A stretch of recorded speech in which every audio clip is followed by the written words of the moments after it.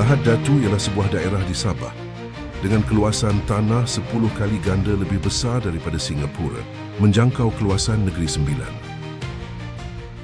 Rakyat di sini masih mengingati zaman kegelapan selepas pencerobohan Tan Duo pada tahun 2013, diikuti dengan kawalan pergerakan akibat wabak COVID-19 yang terus membekukan ekonomi bak ditimpah salji. Namun, malam dingin tidak selamanya gelap. Fajar akhirnya terbit dan Lahad Datu mulai bersinar. Kepimpinan baharu mula menerajui pentadbiran POEC pada tahun 2020. Sebelum itu, hanya kelihatan hamparan sawit. Kini POEC berkembang menjadi pusat logistik lengkap dengan pelabuhan, perdagangan dan perkilangan.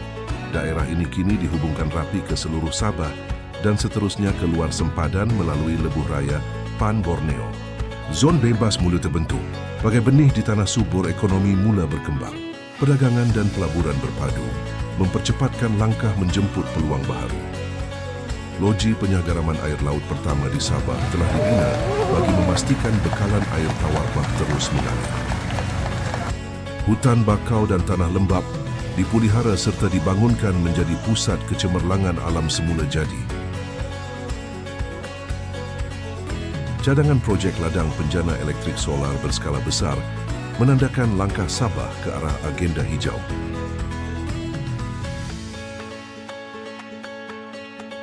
Sebuah pusat latihan maritim baharu bakal didirikan di bawah rangka kerja pembangunan maritim Sabah untuk membimbing belia dan beliawanis dalam bidang pelayaran dan pengangkutan laut, membuka peluang pekerjaan berkemahiran tinggi dan seterusnya memacu kegiatan pelabuhan serta perikanan. Lapangan terbang antarabangsa Lahad Datu yang dirancang akan menjadi nadi perhubungan sebagai pembuka pintu ke dunia.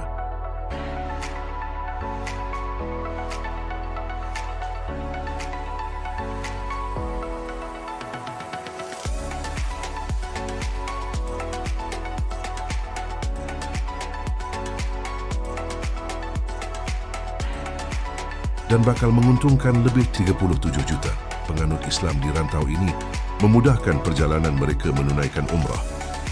Di luar kawasan pentadbiran POEC terletak projek kuasa simpanan besar BESS sebagai powerbank gergasi yang menyalurkan tenaga ke seluruh Lahad Datu dan menyokong rangkaian pantai timur. Sentral Lahad Datu baharu turut mengukuhkan hubungan tempatan. Perkhidmatan feri penumpang kini menghubungkan Sulawesi dan Mindanao, berlabuh di Lahad Datu di bawah pemantauan keselamatan terus daripada Ibu Pejabat ESSCOM. Kompleks CIQS moden pula melancarkan pergerakan manusia dan barangan. Dengan adanya pemacu-pemacu kesepaduan ini, aliran pembangunan mula mengalir lancar. Penduduk mula menjejakkan kaki, mengisi pekan dengan denyut kehidupan baharu. Perkembangan pesat masyarakat turut meningkatkan nilai hartanah. Keperluan rekreasi dan riadah turut meningkat, memajukan pelancongan ke taman hidupan liar Tabin dan Lembah Danub.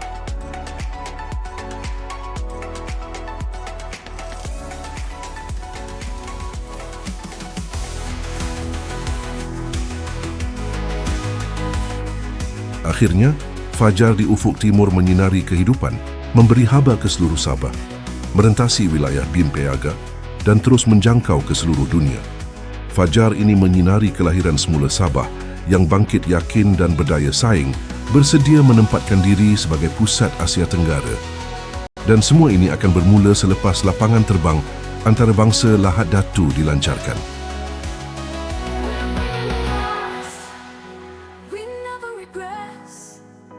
United we build, together we progress. From ashes we rise, we soar, we shine. This